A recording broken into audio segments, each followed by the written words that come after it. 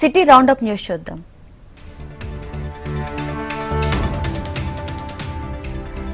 మేడ్చల్ జిల్లా పీర్జాదిగూడెం municipal corporation కార్యాలయాన్ని BJP corporation తూర్పు అధ్యక్షులు జమ్ముల ప్రభాకర్ రెడ్డి ఆధ్వర్యంలో బీజేపీ శ్రేణులు కుంభమేళ నుండి తీసుకొచ్చిన పవిత్ర జలంతో శుద్ది చేశారు. అక్రమాలు, అవినీతితో గత 5 సంవత్సరాల నుంచి కార్పొరేషన్ కి పట్టిన సకల అరిష్టాలు, దోషాలు తొలగిపోయాయన్నారు.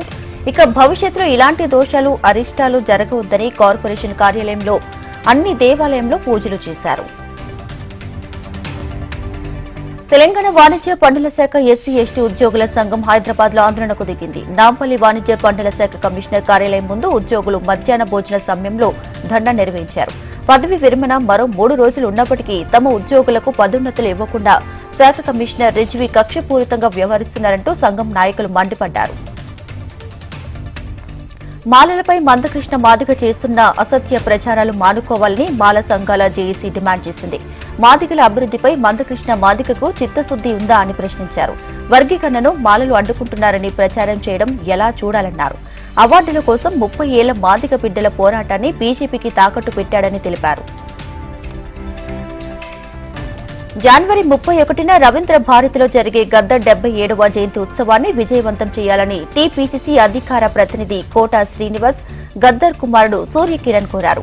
గద్దర్ ఉత్సవాలకు సంబంధించిన పోస్టర్ను ఆవిష్కరించారు. జయంతి ఉత్సవాలకు ప్రజలు, విద్యార్థులు, మేధావులు అధిక సంఖ్యలో తరలి రావాలని పిలుపునిచ్చారు.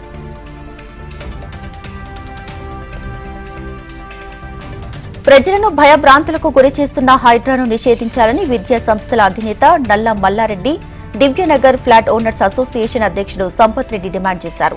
వివిధ శాఖల నుంచి అనుమతులు తీసుకుని నిర్మించుకున్న నిర్మాణాలు నేలమట్టం చేయడం ఏంటి అని ప్రశ్నించారు. చట్ట వ్యతిరేక కార్యక్రమాలకు పాల్పడుతున్న రంగనాథ్ చట్ట ప్రకారం తీవ్ర పరిణామాలు ఎదుర్కోవాల్సి వస్తుందని వారు హెచ్చరించారు. యూసఫ్ కూడా కోట్ల విజయ్ భాస్కర్ రెడ్డి స్టేడియంలో తైక్వాండో ఛాంపియన్షిప్ పోటీలు నిర్వహించారు. క్రీడలను తెలంగాణ రాష్ట్ర sports authority chairman Shivasena Reddy, ఎమ్మెల్యేలు రాజు ఠాగూర్, మురళీ నాయక్, బీసీ నాయకుడు చిన్న శ్రీశైలం యాదవ్ ప్రారంభించారు. 8 ఏళ్ల నుంచి 50 ఏళ్ల వయసు ఉన్న 900 మంది క్రీడాకారులు టోర్నీలో పాల్గొంటున్నారని నిర్వాహకులు తెలిపారు.